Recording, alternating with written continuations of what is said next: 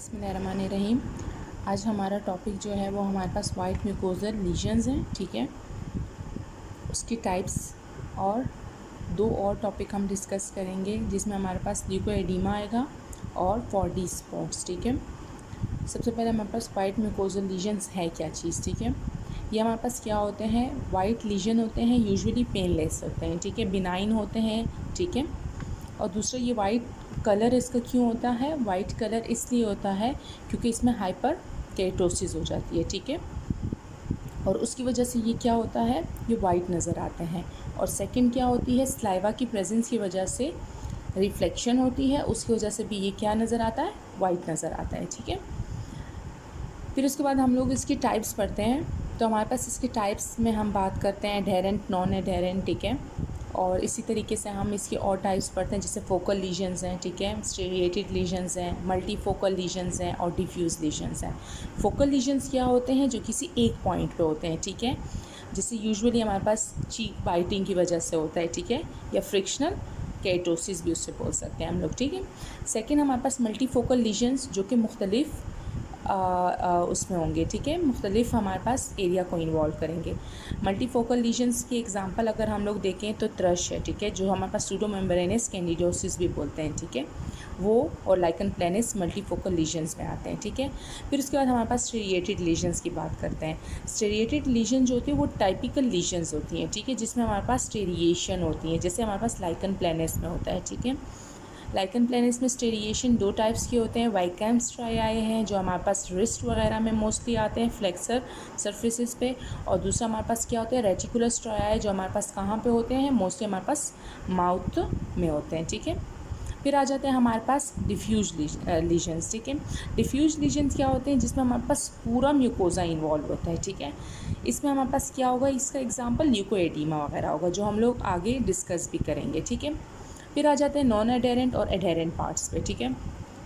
अच्छा, एडहेरेंट और non adherent में हम आते हैं। तो नॉन एडहेरेंट क्या होगा, जो इजीली रिमूव हो जाएगा with the help of Gauss, ठीक है। और एडहेरेंट क्या होगा, वो रिमूव नहीं होगा, वो स्टिक होगा ऑन द म्यूकोजल सरफेस, ठीक है।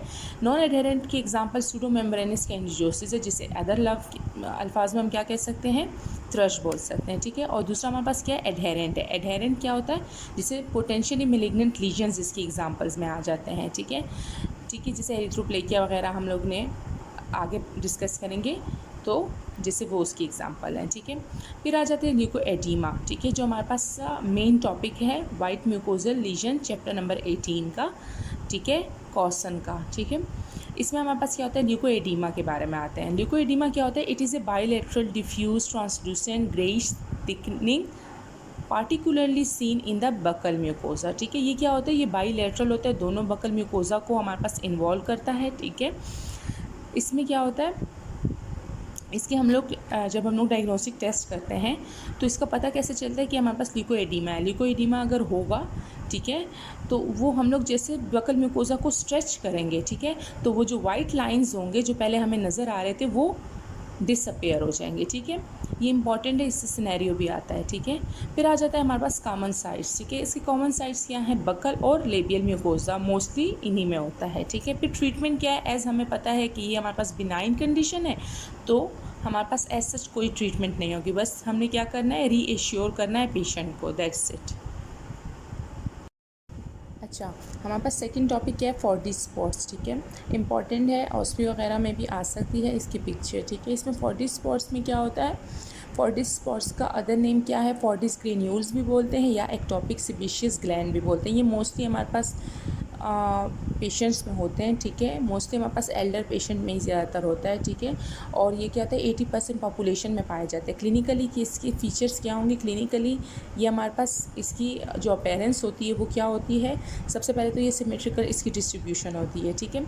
दूसरा ये हमारे पास क्या होता है, क्रीमी वाइट या येलोइश टाइप की इसकी कलर होती है, ठीक है, छोटे छोटे स्पॉट्स होते हैं, ठीक है, जिसकी रेंज, जिसकी डायमीटर की रेंज कितनी है, 0.5 से 2 mm। BCQs भी आ सकता है।